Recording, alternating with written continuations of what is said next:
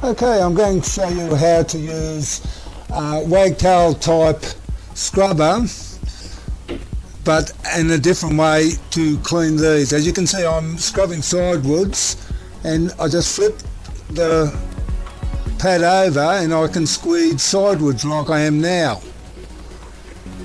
Put it down, it's still pretty wet too, and you scrub like this, you flip it like that, and then you fan it like this. As you can see, I'll just flip it again, scrub. I've just flipped it, as you can see, squeegee, and notice that I'm not reaching above my head when I'm doing. I'm well back, and it makes it so much easier to not only scrub but see where you've missed also. You flip, squeegee, back around and close out on the side.